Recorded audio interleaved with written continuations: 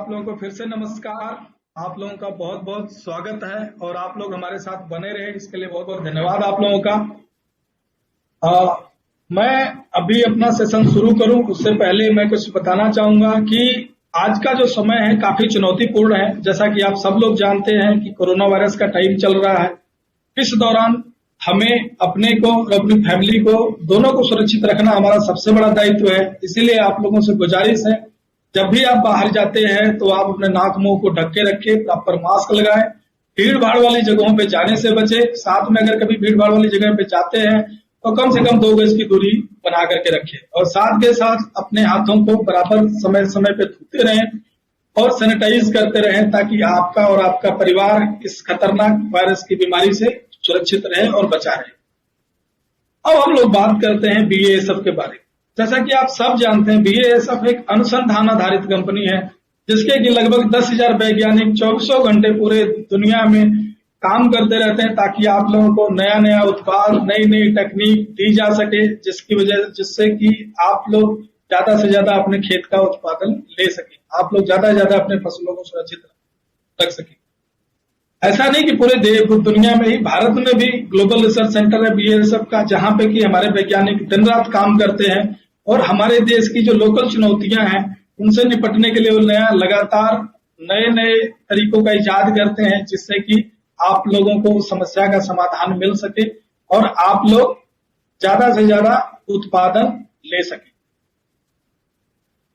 अब हम लोग बात करते हैं आज के सेशन के बारे में। आज का जो सेशन है वो है कि नरमे में की जो उत्पादकता है उसको हम ज्यादा से ज्यादा कैसे बढ़ा सकते हैं, प्रति एकड़ ज्यादा से ज्यादा उत्पादन कैसे ले सकते हैं। इसके लिए हम जब शुरू करेंगे उससे पहले 2 बातें मैं और शेयर करना चाहता हूं आप लोगों के साथ कि आप लोग इस सेशन को बहुत ही ध्यानपूर्वक देखिए, क्योंकि जब सेशन समाप्त होगा उसके बाद हम लोग आप लोगों से आकर्षक सवाल पूछेंगे जिसका कि आप लोगों को जवाब देंगे। उसके अलावा आपके मन में बीच में अगर कभी भी किसी तरह का कोई प्रश्न उठता है आपके मन में तो आप लोगों को उसको आपके स्क्रीन पे एक चैट बॉक्स दिया हुआ है, उस चैट बॉक्स के अंदर उस क्वेश्चन को अपने टाइप करना है और सबमिट पे क्लिक करना है। वो क्वेश्चन हम लोगों तक आ जाएगा। जब हमारा प्रेजेंटेशन खत्म होगा उसके बाद हम आपके अकेले अकेले प्रश्नों का जवाब देंगे और आपको संतुष्ट करेंगे। तो सभी किसान भाइयों से निवेदन है कि आप लोग बहुत अच्छे से इस सेशन को देखिए और बाद में जो हम क्वेश्चन पूछेंगे उसका अच्छे से जवाब दीजिए और साथ के साथ आप अपने प्रश्नों को भी समय समय पे आप चैट बॉक्स में लिख करके सबमिट करते रहिए ताकि वो हमारे तक आए। अब चलिए हम लोग शुरू करते हैं अपनी जर्नी। कपास की बात करें यानी नरमे की बात करें पूरे विश्व में तो नरमे के उत्पादन में विश्व में भारत का नंबर 1 स्थान है। और अगर क्षेत्र की बात करें यानी जितने कितने एरिया में लगता है उसमें भी भारत का नंबर 1 स्थान है। तो ये हमारे लिए गर्व का विषय है। लेकिन अगर प्रति एकड़ उत्पादन की बात करें यानी उत्पादकता की बात करें तो पूरे दुनिया में भारत का 16वां स्थान है।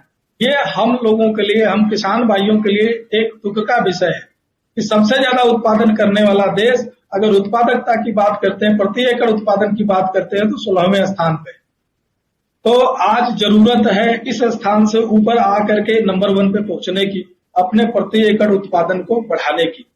तो नरमे में या कॉटन कपास में हम अपने प्रति एकड़ उत्पादन को कैसे बढ़ा सकते हैं, उत्पादकता को कैसे बढ़ा सकते हैं, इसके लिए हमें 2 बातों का ध्यान रखना पड़ेगा। पहली बात यह है कि आप लोगों को उन कारणों का पता होना चाहिए जिससे कि हमारा उत्पादन नहीं हो या जो हमारे उत्पादन में बाधक है। और दूसरा, उन कारणों को किस तरीके से अपने सही तरीके से उनका निपटारा कर सकते हैं उसके बारे में भी पता होना चाहिए। यानी कि प्रॉब्लम का मालूम हो और साथ के साथ उसका जो बेस्ट सोल्यूशन है वो उसका भी अगर हमें पता हो तो हम लोग क्या करेंगे कि हमारा जो प्रति एकड़ उत्पादन है उसको हम बहुत बढ़ा सकते हैं। और आज की जो मीटिंग है, आज का जो विषय है इसी के बारे में है कि हम लोग कैसे अपने प्रति एकड़ उत्पादन को बढ़ाएं। आज हमारे साथ जितने भी लोग जुड़े हैं सब लोग किसान भाई हैं, सब लोग नरमे की खेती करते हैं, कॉटन की खेती करते हैं। आप लोगों को ऑलरेडी इसके अंदर जो चैलेंजेज आते हैं उसके बारे में पता है, लेकिन फिर भी हम लोग थोड़ा सा उसके बारे में देखते हैं कि आखिर मुख्य जो चुनौतियां हैं वो क्या है। सबसे जो पहला इंसेक्ट आता है यानी कीट आता है नरमे में, वो होता है हरा तेला, जिसको हम लोग इंग्लिश में बोलते हैं जैसिड। ये एक रस चूसक कीट है। ये क्या करता है, पत्तियों का रस चूस लेता है और उन्हें कमजोर बना देता है। और ये सिर्फ रस ही नहीं चूसता, अपने मुंह से जहर छोड़ता है पत्तियों के अंदर, जिसकी वजह से जो अपने कॉटन की पत्तियां हैं, नरमे की पत्तियां हैं, वो क्या है कि किनारे से पीली पड़ने लगती हैं और सिकुड़ जाती है। और जब ज्यादा इसका अटैक होता है तो पूरी की पूरी पत्ती जल जाती है, जिससे कि हमारी पैदावार में बहुत ज्यादा नुकसान होता है। दूसरे कीट की अगर बात करें तो ये सबसे मुख्य कीट है, ना पूरे देश में, पूरी दुनिया में सबसे मुख्य कीट है ये कॉटन का, जिसको हम लोग सफेद मक्खी के नाम से जानते हैं। और इसका जो बच्चा है यानी निम्फ है और इसका जो एडल्ट यानी मक्खी है, ये दोनों मिलकर के पत्तों का रस चूस लेते हैं, जिसकी वजह से पत्तियां पीली पड़ जाती हैं और झड़ जाती हैं। ये सिर्फ रस ही नहीं चूसते, ये क्या करते हैं, पत्ते के ऊपर चिपचिपा पदार्थ छोड़ देते हैं, तरल पदार्थ छोड़ देते हैं, जिसको हम लोग हनी ड्यू या सूटी मोल्ड बोलते हैं। जिसकी वजह से क्या होता है, उसके ऊपर फंगस आ जाता है, पत्ती काली पड़ जाती है, प्रकाश संश्लेषण की क्रिया नहीं होती, पत्ता भोजन नहीं बना पाता और उसकी वजह से वो पीला पड़ के झड़ जाता है, जिससे कि हमारे उत्पादन में बहुत ही ज्यादा नुकसान होता है।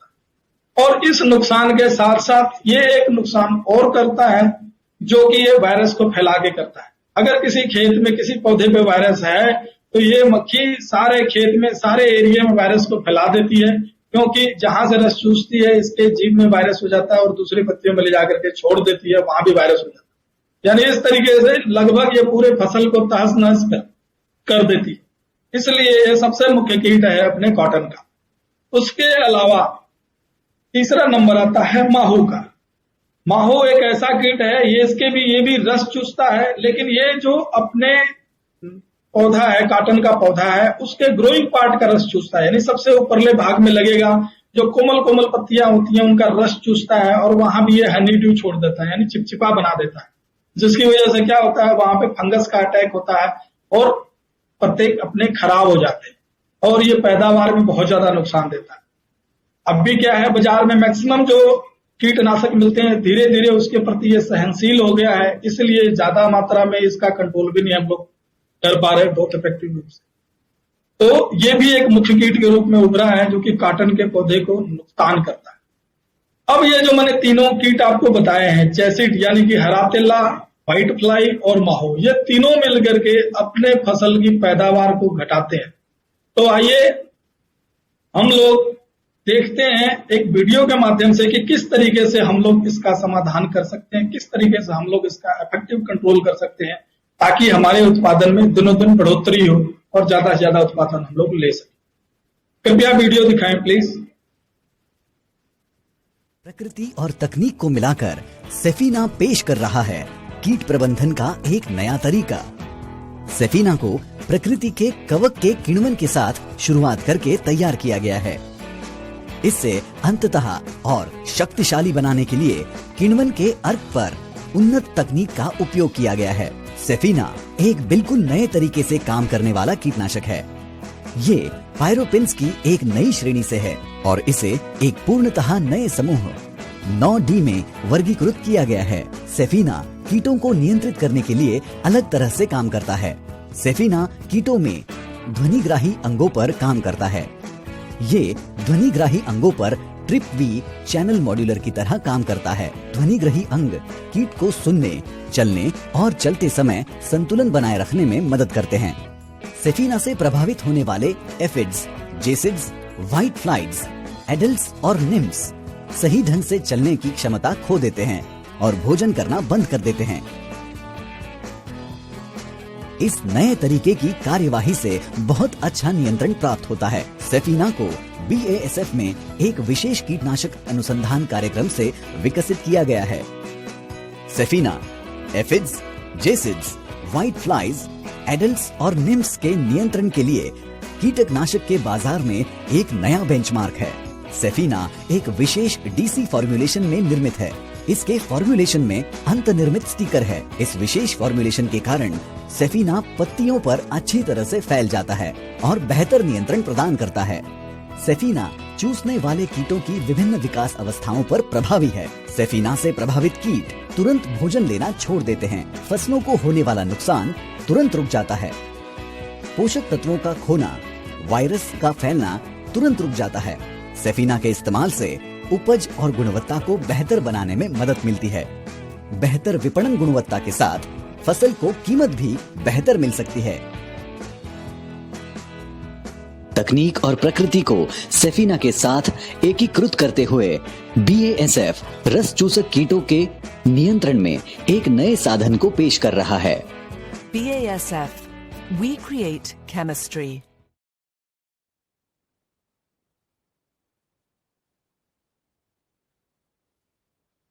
तो आइए हम लोग अब बात करते हैं सफीना के बारे में।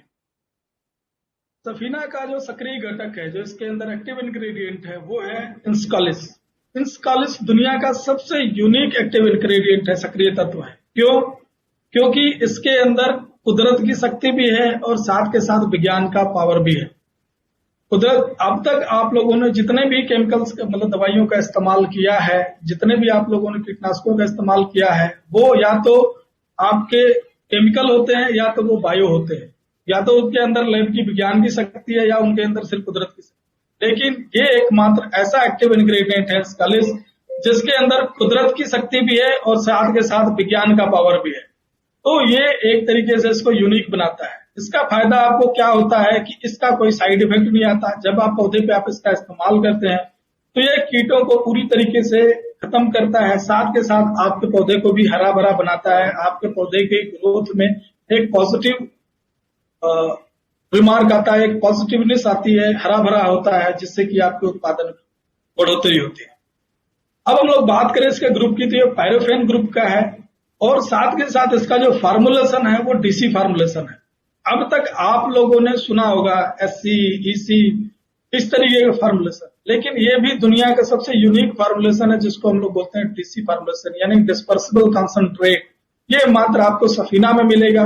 इसका बेनिफिट ये होता है कि जब आप इस दवाई का इस्तेमाल करते हैं तो दवाई पौधे के कोने कोने तक पहुंच करके रस चूसक कीटों से आपको सबसे बेहतरीन सुरक्षा देती है। इसका जो काम करने का तरीका है वो भी बहुत ही यूनिक है, क्योंकि इसका जो काम करता है कोडोटोनल ऑर्गेनिज्म पे काम करता है, ट्रिप्टिव इफेक्ट है, चैनल मॉड्यूलेटर, यानी कि वो कीट जैसे ही कीट इस दवाई को चूसेगा उसके बाद उसके जो एंटीना होते हैं, यानी कि उसके जो अंग है जिसे की वजह से वो देखता है, सुनता है, चलता है, वो सारे अंग काम करना बंद कर जाते हैं, जिसकी वजह से वो क्या होता है कि तुरंत खाना रोक देता है।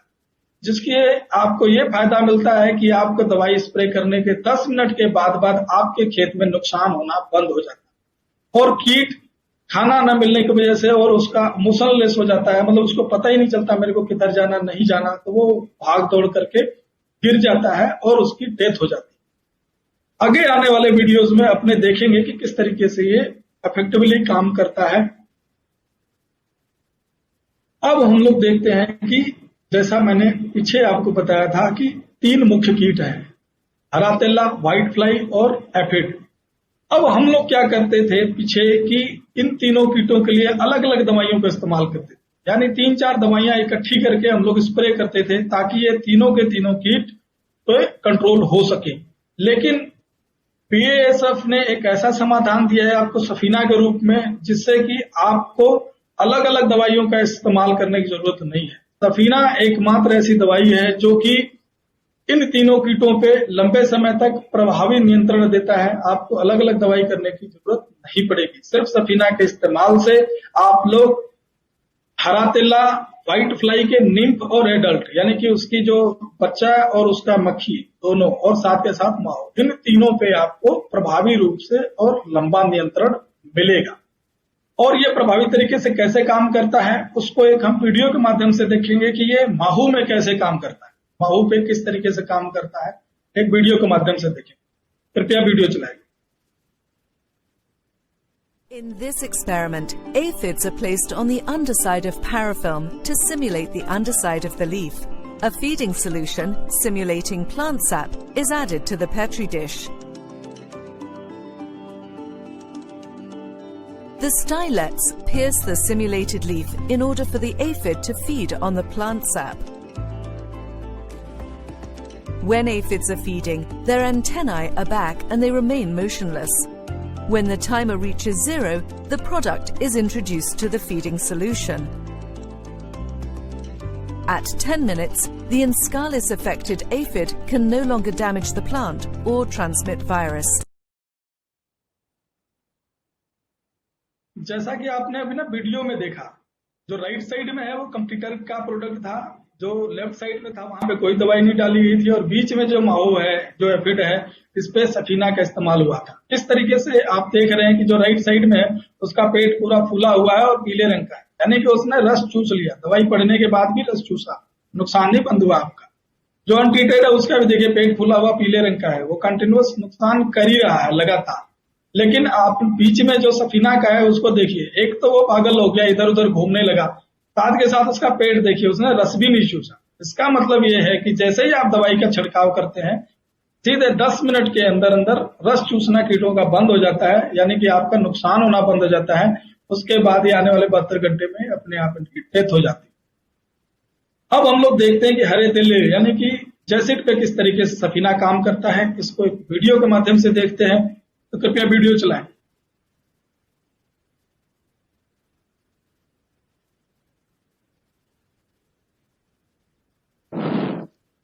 Change slide also. Jacids are tough pests in many crops. Populations can build up quickly and feeding leads to direct crop damage and disease transmission. BASF set up side-by-side partitioned experiment to highlight the effects of Sefina on Jacids. The results are clear. Sefina causes the Jacids to become uncoordinated and confused. Very quickly, Sefina-treated Jacids begin to show restless movement without direction and stop feeding. Sefina acts fast, leaving the Jacids curve in and shrink to death. Most of the Jacids would have fallen off the leaf within 6 hours. Meanwhile, the Jacids remaining on the untreated leaves continue feeding, causing damage. Sefina acts fast and offers long duration control, resulting in healthier plants, optimal yield, and higher quality. BASF. We create chemistry. तो जैसा किसान भाइयों आपने देखा किस तरीके से हरा तिल्ला सेट नहीं हो पाता, मतलब कि जैसे ही वो खाता फीड करता है उसके बाद वो मोशनलेस हो जाता है, इधर उधर भागने लगता है और भाग भाग करके वो गिर जाता है, खाना पीना बंद कर देता है और पत्तियों के ऊपर से नीचे गिर जाता है और उसकी डेथ हो जाती है। इस तरीके से सफीना काम करता है और आपकी फसल को हरे तिल्ले से सुरक्षित रखता है, जिससे कि आप लोग ज्यादा से ज्यादा पैदावार ले सकें। अब हम लोग देखते हैं कि व्हाइट फ्लाई के बच्चे के ऊपर यानी निम्फ के ऊपर किस तरीके से सफीना काम करता है। इसको भी हम लोग एक वीडियो के माध्यम से देखेंगे, तो कृपया वीडियो चलाएं जाए।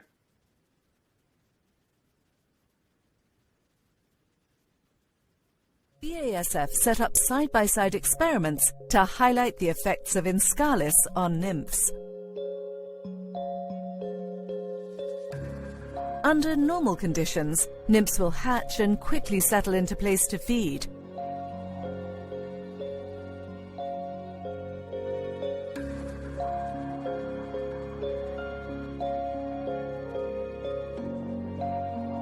In just 36 hours, most of the nymphs have hatched and settled in a place to feed and grow into adults. The Inscalis-treated nymphs hatch, but never settle to feed. After 36 hours, they continue moving. The difference is clear. The nymphs on the Inscalis leaf continue to move, unable to feed or cause damage, compared to the untreated and competitive standard leaf. The Inscalis-treated nymphs finally stop moving, depleted of energy.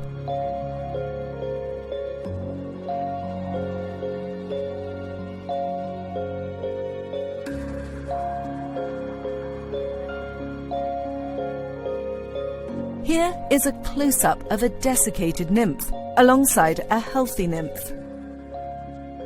After 72 hours, the nymphs on the Inscalis leaf have dried up completely, while the untreated and competitive standard leaves show nymphs actively feeding and causing damage. तो जैसा कि किसान भाइयों आप लोगों ने video के अंदर देखा कि अंडे से जब बच्चा निकलता है तो वो क्या करता है, कहीं जाकर के पत्ती के ऊपर चिपक करके रस चूसता है नॉर्मल केस में। लेकिन कॉम्पिटिटिव स्टैंडर्ड में भी आपने देखा कि अंडे से निकला है बच्चा सेट होकर के रस चूस रहा है, यानी कि आपके दवाई करने के बाद भी नुकसान नहीं रुका। अनट्रीटेड में भी आप देख रहे हैं किस तरीके से बच्चा निकलता है अंडे से और चिपक करके रस चूसने लगता है, यानी कि वो पर्टिकुलर नुकसान कर रहा है हमारा।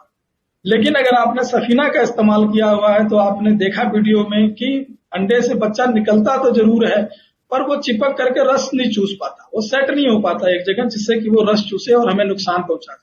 इसी तरह वो 72 घंटे तक घूमते घूमते बाद में क्या होता है कि वो सूख जाता है। वो जब आप लोग इस्तेमाल करोगे तो आपकी पत्तियों पर स्पष्ट दिखेगा किस तरीके से निम्ब सूख जाता है, यानी कि आपका नुकसान भी नहीं होता और कीट से कंट्रोल भी मिल जाता। इसी तरीके से आप लोग देखेंगे जो उसका फ्लाई होती है, व्हाइट फ्लाई की जो मक्खी होती है, वो भी जहां पे आपने सफीना का इस्तेमाल किया हुआ वहां पे ज्यादा देर तक टिक नहीं पाती और वो मर जाती है। जैसा कि आप वीडियो में इसमें स्लाइड में देख पा रहे होंगे कि अनट्रीटेड की तरफ कितनी सारी मक्खियां हैं। जिधर हमने मार्केट का दवाई इस्तेमाल किया है जो आज के समय पॉपुलर है उस पर कितनी मक्खियां हैं और जहां पे आपने स्केलिस यानी कि सफीना का इस्तेमाल हुआ है वहां पे कितनी मक्खियां हैं।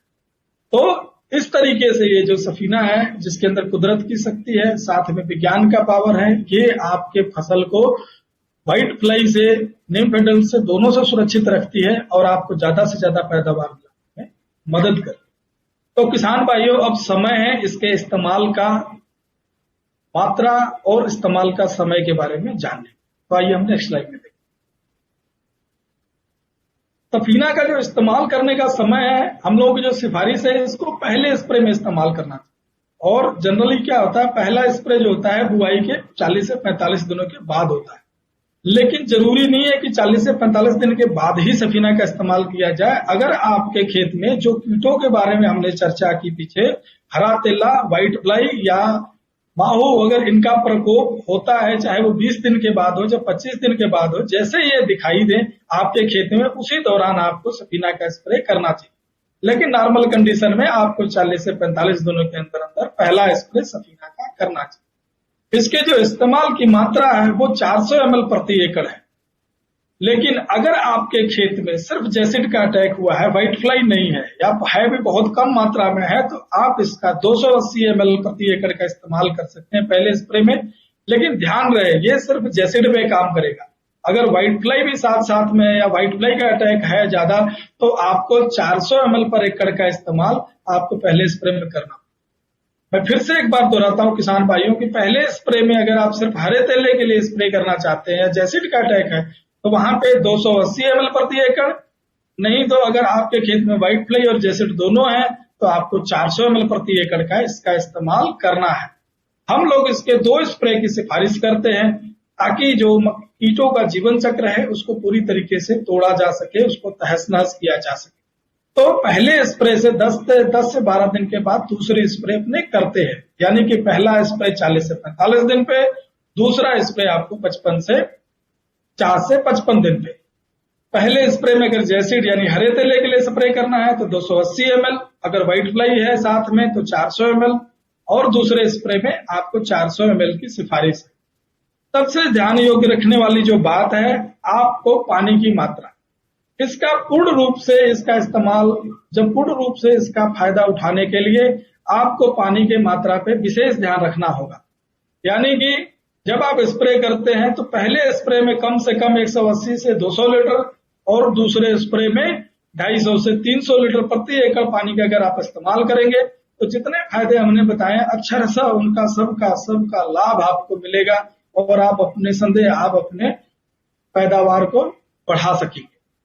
इसकी जो पैकिंग है बाजार के अंदर वो 3 पैक में आती है। पहला पैक है 100 ml, दूसरा पैक है 400 ml और तीसरा पैकिंग है 1 लीटर का।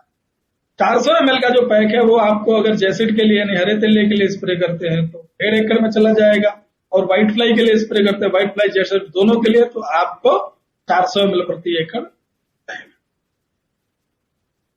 अब हम लोग बात करते हैं आगे चुनौतियों की, क्योंकि चुनौतियां सिर्फ इतनी ही नहीं है।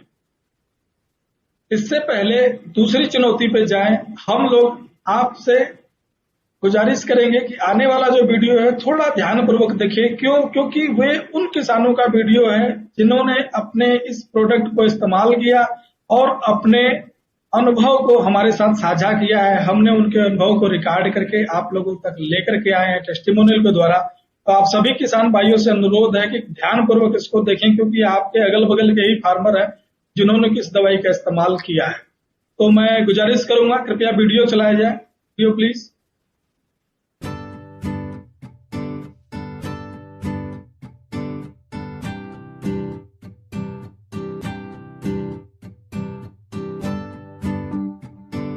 मेरा नाम देवेंद्र पाटीदार, पिता रमेश चंद पाटीदार, ग्राम रामपुरा, पोस्ट सिनगुन, जिला तहसील खरगोन। और हमारी पुश्तैनी खेती है और छोटा सा परिवार जिसमें मेरी माताजी, 2 बच्चे और बीवी, हम 5 सदस्य हैं। और मुख्य फसल हमारी कपास है।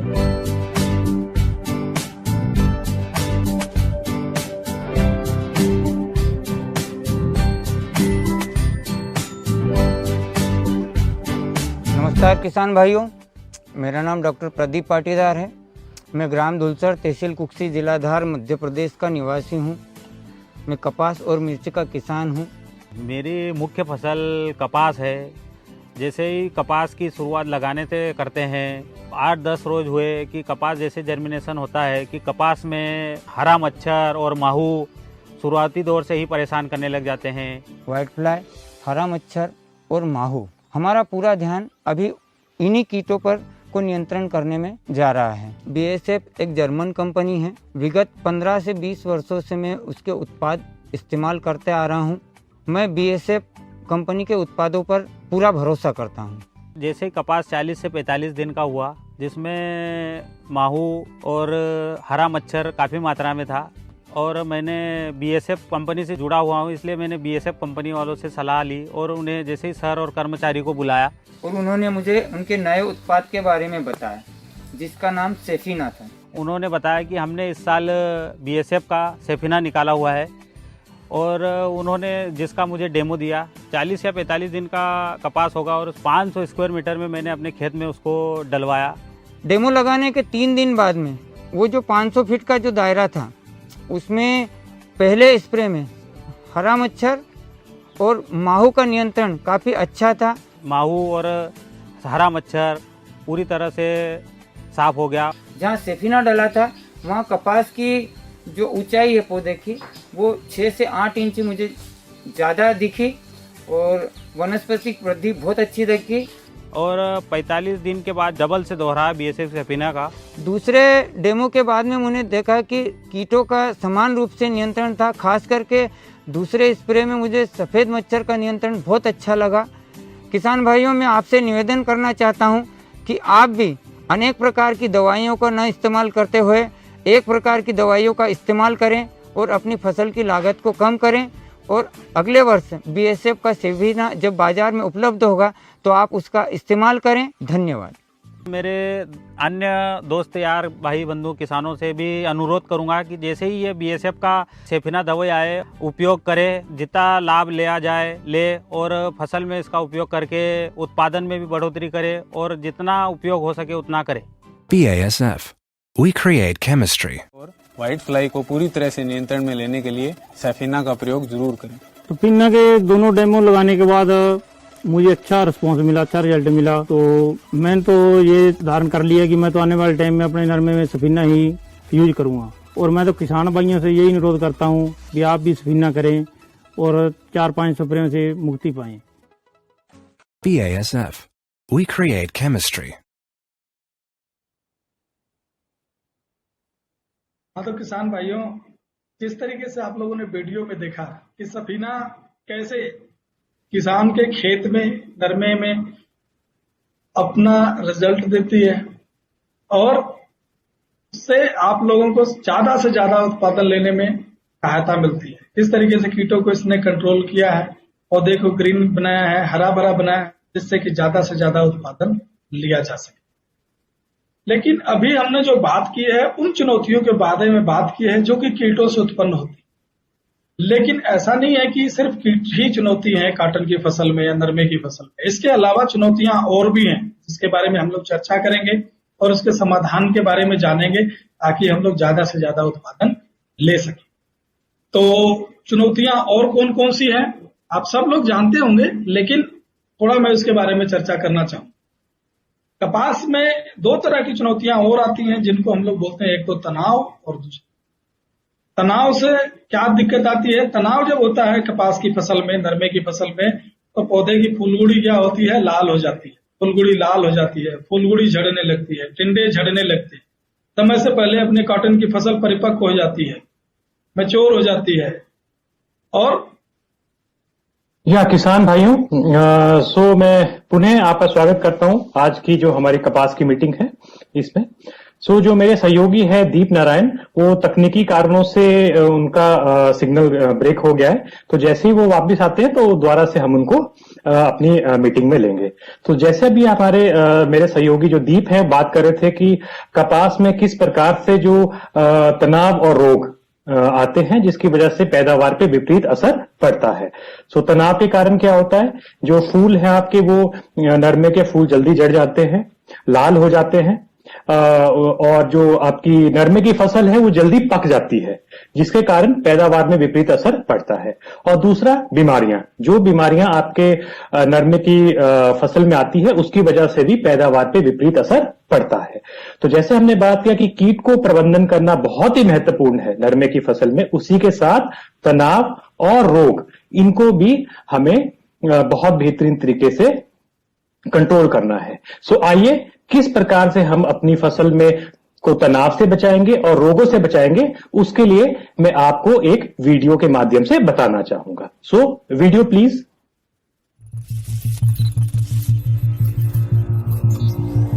टेक्नोलॉजी बदल रही है, टेक्नोलॉजी विकास में सहायक रही है।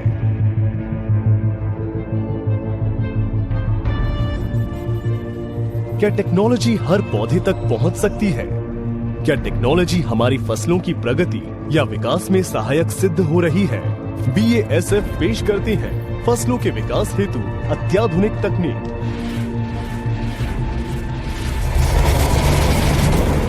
पेश है प्रियाक्सर।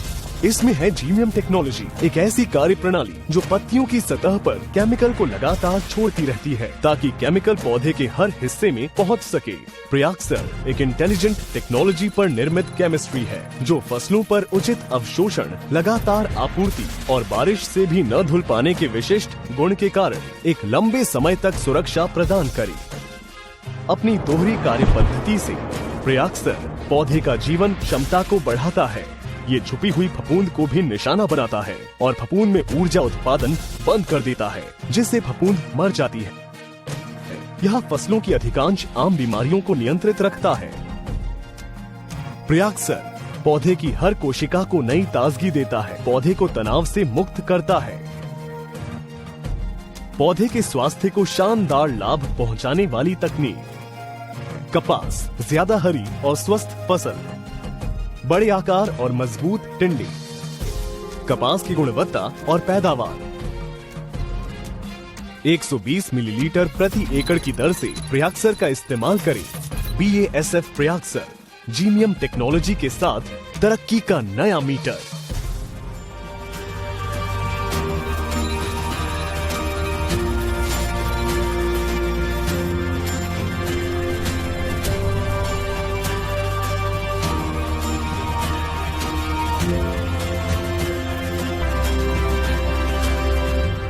BASF, we create chemistry.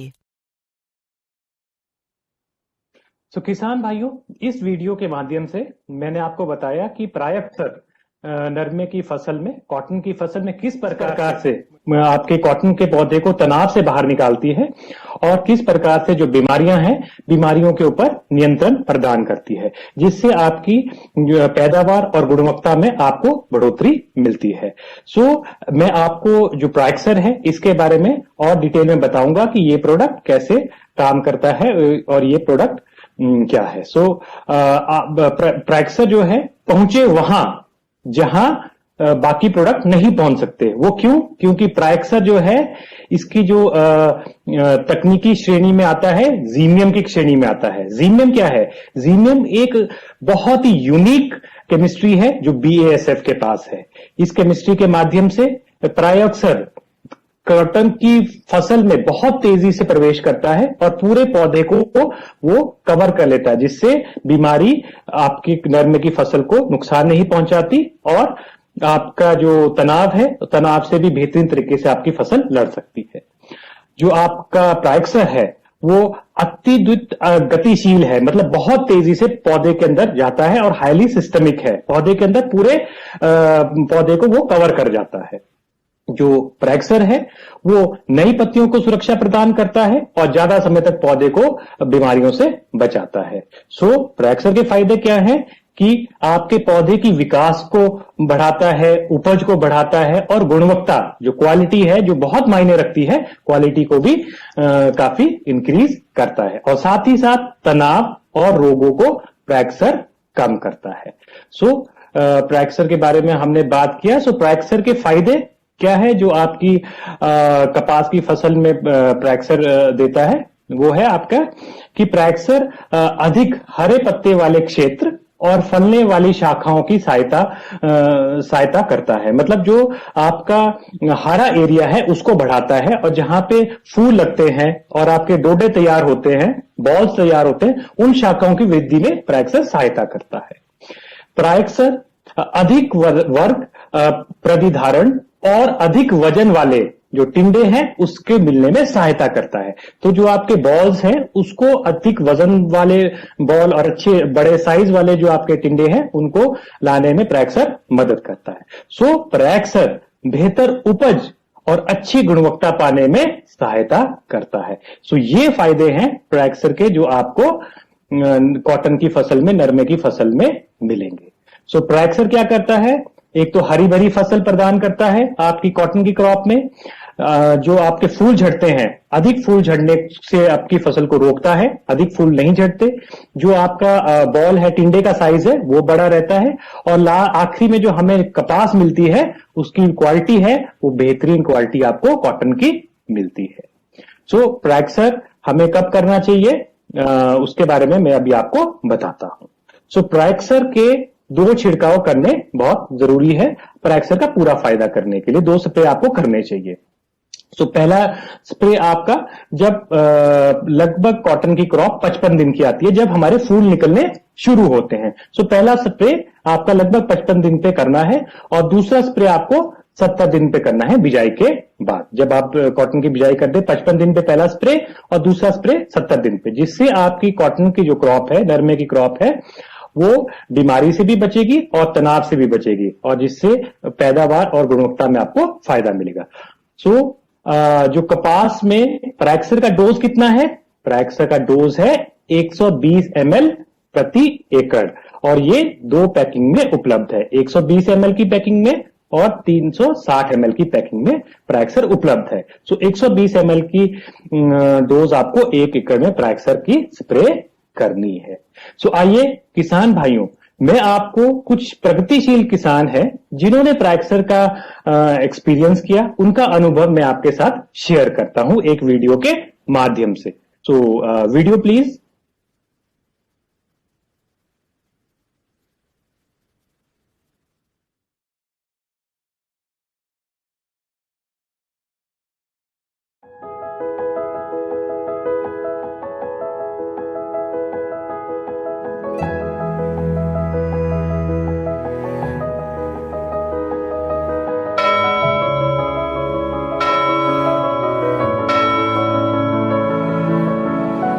किसान भाइयों नमस्ते।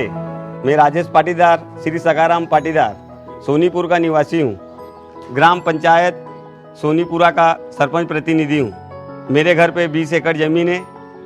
10 में कपास, 5 में सोयाबीन और 5 में अन्य खेती करता हूँ। मेरा नाम रविंद्र राजाराम पाटीदार है। मैं ग्राम कुआं, तहसील ठिकरी, जिला बड़वानी का रहने वाला हूँ। मेरे पास 80 बीघा ज़मीन है। मैं कपास की, पपीता की, गन्ने की, सोयाबीन की खेती करता हूँ।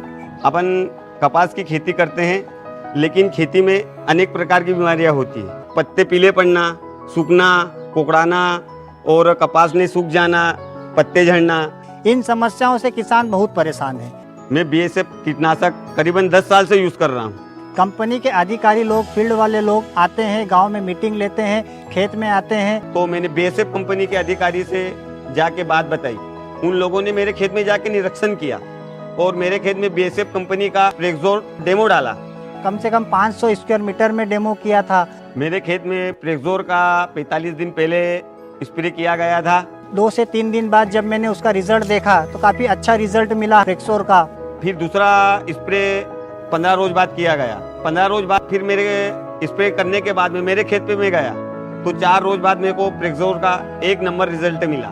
500 स्क्वायर मीटर में जो प्रेक्सोर का डेमो डाला था, अन्य खेत से हरा भरा, पूड़ी अधिक दिखी, डेंडू अधिक मिले, डेंडू का साइज बहुत अच्छा था। झेंडू भी उसके तरीके से लगे हुए थे, लाइन से बिल्कुल लगे हुए थे, बड़ा झेंडू था उसका और ग्रीननेस भी अच्छी थी, पत्ते पे कोई दाग नहीं थे, ना पीला था ना लाल था।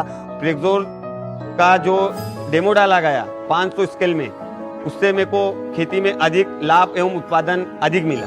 और मैं अगले साल अपने पूरे खेत में प्रेक्सोर का स्प्रे करूंगा और अपने किसान भाइयों को भी प्रेक्सोर का स्प्रे करने के लिए अनुरोध करूंगा। प्रेक्सोर कंपनी का जो मेरे खेत में डेमो डाला था उससे मैं बहुत खुश हूँ और ये जब भी बाजार में लॉन्च होगा मैं हर कृषक को राय दूंगा कि मैं इससे संतुष्ट हूँ और मेरे खेत में अधिक उत्पादन मिला मेरे को, और हर कृषक से और हर मेरे यार दोस्त और रिश्तेदार से बोलूंगा कि इसका यूज करे और अधिक लाभ ले और अधिक फायदा ले। BASF. We create chemistry. डब्बे के हैं और बहुत अच्छे हैं, और ये टिंडे जिसे प्रेक्सोर का इस्तेमाल नहीं हुआ, ये दाग वाले हैं और बहुत छोटे हैं। ये दोनों ही टिंडे 5-5 के हैं, लेकिन ये आप देख सकते हैं एक हथेली भरी हुई है, एक हथेली खाली है। सभी किसान भाइयों से यही है कि आप इसको स्प्रे करो, आने वाले टाइम में थोड़ा थोड़ा जरूर कर देखो। मैंने अब की बार भी इनको बोला था अगर मार्केट में है तो मैं इनको सारे खेत में कर लेता हूँ। ये बहुत अच्छा उत्पाद है और BASF का प्रेक्सोर आप भी प्रयोग करें और 2 बार करें और भरपूर फसल का उत्पादन लें। BASF. We create chemistry. सो किसान भाइयों, आपने अभी इस वीडियो से देखा कि कैसे किसानों ने अपने स्वस्थ और हरी भरी फसल, बीमारी रहित फसल जो है प्रेक्सोर इस्तेमाल करने से उनको मिली है। सो आइए किसान भाइयों, मैं आपको थोड़ा सा एक कुछ जो हमारे इंटरनल ट्रायल्स हैं, जो हमारे अपने अनुसंधान जो हमने किया है, उसकी एक रिपोर्ट आपके साथ साझा करता हूं। इस रिपोर्ट में आप क्या देखेंगे जो आपकी स्लाइड में है कि जहां पे आप प्रेक्सोर और सेफिना के 2-2 स्प्रे करते हो, उन कपास की फसल में न्यूनतम कम से कम 15% पैदावार में वृद्धि देखी गई है, और अधिकतम ये जो पैदावार में वृद्धि है लगभग 33% तक जाती है। तो 15% से 33% तक आपको प्रेक्सोर के 2 स्प्रे और सेफिना के 2 स्प्रे करने से उपज में लाभ मिलता है। ये हमारे इंटरनल जो ट्रायल्स हैं, इसके जो रिपोर्ट्स हैं वो मैं आपको साझा कर रहा हूं। सो किसान भाइयों, इन दोनों जो अपने सेफिना प्रेक्सोर का इस्तेमाल आप अपनी कॉटन की क्रॉप में अवश्य करें, जिससे पैदावार और गुणवत्ता में आपको बेहतरीन फायदा मिलेगा। तो आइए किसान भाइयों, मैं आपको अब जैसे हमने बात किया सेफिना और प्रेक्सोर, इसके साथ भी BASF के अन्य उत्पाद हैं जो हमारी नरमे की फसल में मार्केट में अवेलेबल है। जैसे सबसे पहले हम बात करते हैं कि जो खरपतवार नाशक है स्टॉम्प एक्स्ट्रा। ठीक है, स्टॉम्प बहुत मशहूर दवाई है, सब लोग जानते हैं। सो नरमे में इसको आप बरतिए, जिससे आपकी खरपतवार अच्छी तरह से कंट्रोल हो सकते हैं। उसके बाद हम बात करेंगे सेफिना की, जो मैंने डिटेल में बात किया। उसके बाद एक हमारा और उत्पाद मार्केट में है जिसका नाम है बास्ता। तो बास्ता क्या है? ये भी एक खरपतवार नाशक है, जो कि जब आपका कबाड़ उग जाता है, घास उग जाता है, उसके बाद आपको इसको स्प्रे करना है। उसके बाद है एकोथियोन। एकोथियोन हमारा जो रस चूसने वाला एक कीट है, उसके लिए काम करता है, जो आपके थ्रिप्स आते हैं। ठीक है। उसके बाद प्रैक्सर, सो प्रैक्सर के बारे में हमने डिटेल में बात किया। कैबियोटॉप, इसको अभी आप अपनी कॉटन की क्रॉप में इस्तेमाल करें, जिससे आपको बहुत फायदा मिलेगा पैदावार और गुणवत्ता में। और अगला प्रोडक्ट है वेस्टिकोर। सो वेस्टिकोर क्या है? वेस्टिकोर जो हमारी इल्ली आती है, जो हमारी कीड़ा आता है, इल्ली जिसको कहते हैं, उसको कंट्रोल करने के लिए बहुत ही बढ़िया उत्पाद है। और इस वर्ष हमने एक नया प्रोडक्ट भी मार्केट में दिया है जिसका नाम है BASF मसीरा। तो मसीरा भी आपको, जो आपकी इल्ली आती है, जो सुंडी आती है, उसको कंट्रोल करने के लिए आपको इस्तेमाल करना है। सो ये पूरा BASF का पैकेज है जो कि नरमे की फसल में आपको उपयोग करना है, जिससे आपको पैदावार और गुणवत्ता में फायदा मिलेगा। तो किसान भाइयों, सेफिना और ट्रैक्सर की जोड़ी आपको हमेशा एक उन्नत कॉटन की क्रॉप के लिए ले जाएगी। तो मेरा आपसे विनती है कि BASF के सारे प्रोडक्ट का आप इस्तेमाल करें और अपनी कॉटन की क्रॉप, कॉटन की जो नरमे की फसल है, उसमें गुणवत्ता और पैदावार को बढ़ाएं।